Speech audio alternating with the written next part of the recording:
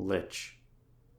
If age had been what made him gray, he wouldn't need the crowbar. The jar between his legs is tinged red with the memory of raspberries.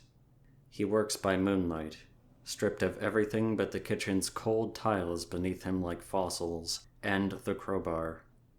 He heaves it against his breast once, traces a hairline through his sternum. The crack reminds him it should hurt. Twice, the bone loosens. 3 times, his chest parts. He reaches in, roots through molded organs to pluck the withered apple of his heart. He seals it in the jar and places it on the windowsill. Because eventually, the sun will return and wash the dust from it. And then he'll scrape the moss from his bones, empty his throat of ash, replant his chest with the red unwrinkled heart, and his blood will warm again. In an interrogation room in Moscow, 1960. Officer Petrikov demands, Sasquatch, where were you February 2nd, 1959? With a rusty tuning nail, the 8-man scratches his lichen beard. Bluff Creek, California. Grizzly bear low, rancid fish on his breath. Tom Slick can vouch for me. He'd have caught me at the border if I'd made for Russia. During a break, Petrikov reviews his notes.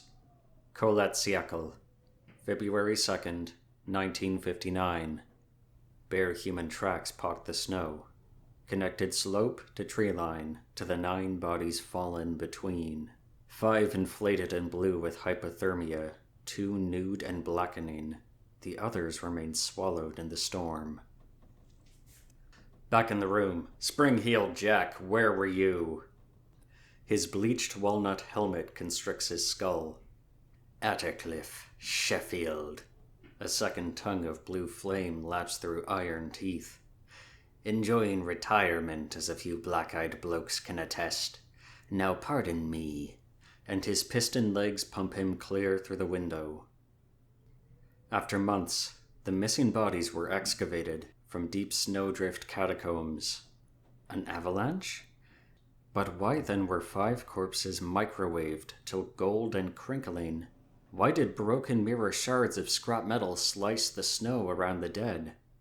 And why, after he spied lights sparking over the pass, as he scoured the mountainside with torch and team, did Officer Lev Ivanov receive an order? Forget this. Mothman? In the sterile light, its ruby eyes cannot glow. Not invented yet. Words scrape through chicken wire mandibles. Later I did warn Chernobyl, placed myself over the reactor that was to erupt, but Dyatlov Pass was before my time. Petrikov sifts facts through caffeine-addled neurons. The victims cut out of their tents as snow pounded down on them. An avalanche. Then they shed their clothes and were boiled in radiation? Warped steel mixed in with the frost? Ghost lights over the pass? Radiation. Steel. Lights. Nukes? Then like packed ice it falls onto him. Novaya Zemlya, where the Soviets tested bombs to heat the Cold War. Answering a call from the Bianchi. She picks her words like they're pins from grenades. The blasts were last night, but the shrapnel flies this morning. It litters my kitchen floor. Chews chunks from my toes as I enter to hear what my phone bleeds for. Each lamprey tooth carves words from songs we shared on cold mornings like this. Her skirt is still in the sink. Her last task for me, to clean the mud from its hem. Dreaming of Medusa. There's an innocence in scissors. Design means them to slice, but intent is null for steel once it nails limbs to mattress. She's here again. Dust of dusk and skull becomes open maws at midnight, singing morning wails until mid-morning. No means to survive the many-mouthed silences between breaths. Negation is systemic among slushed neurons. Nipping sleep snakes disorient, dispel sense and secure psychosis. No menace to stab at, but noise. Lycanthrope. I have a friend who changed from a woman to a wolf and back. Her first year at college taught her how futile humanity was. We gorge and grow and frack and fuck ourselves to overdose. Campus offered free de-evolution surgeries. She volunteered. Called it as obvious as a flamingo eating prawn, the bird's beak elbowed to divide silt from food. The wolf parts were salvaged from greys poached in Alaska.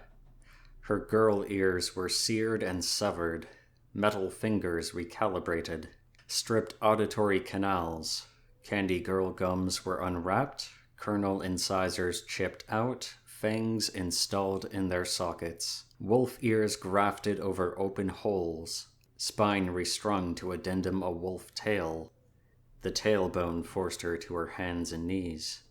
She had to relearn her body, learn to love her glue and antiseptic musk. The forest became her home. She tried to hunt deer but stumbled on 4 legs, slunk after squirrels instead, then resigned to leaves. She dug out beds, toilets, dirt congealed under untreated nails. She vowed silence. Wolves do not speak. Days passed. She had only her vacant belly to contemplate. Dead leaves to dress her, cold mud to make her small clothes. And she said, "Fuck this."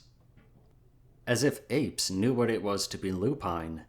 As if growing bonsai in her apartment gave her a bond with wild oaks.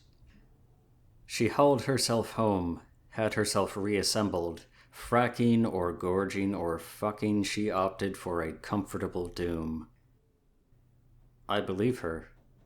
She's shown me the fault-line scars on her gums, the black zippers around her ears, the cross carved above her waist, where the tail was. I noticed the lag in her gait, her legs unsure how many they are. Some nights I hear her snapping across the street at a neighborhood dog as it bays for the moon's half-shut eye to open. Monsters. Manhattan bleeds smoke from scattered, rubble-ringed, broken-windowed wounds. Lady Liberty's neck a gashed ruin of scaffold tendons. Her head lies in the middle of the street, halfway across the city. A soldier pries a camera out of the ruins of Central Park, reveals the culprit. Cloaked in shattered building dust and tank-shot flames, flailing stilt spider legs, black hole shark eyes, flaring flesh-red lungs ballooning from its skull, monsters are mysterious. Gojira is awoken by a mushroom cloud over him as he sleeps, boiling his scales to black-green blisters, steeping his blood in radioactivity. Tokyo's will-o-wisp lights vibrate and stretch across its bay, beckoning him. But when he comes too close, he's bombarded, shells crackling against his scabrous skin. Like a volatile chemical, he reacts, expels fury and ballista bolt jets, sending the city scattering from hungry blue hate. Monsters are destructive. King Kong lies, ruined, against the concrete. Bullet wounds like bloated ticks pock his pelt. His fall has shrapnelled his skeleton. Cracked pavement and a ring of army jeeps make his casket. Bystanders creep in to cut hair from his arms. Reporters pepper him with phosphorus flashes. He has a moment before life bleeds out entirely and he remembers spun gold curls, bright sapphire eyes, a small beacon of beauty in the dark, muddy coliseum of the jungle. Monsters are lonely.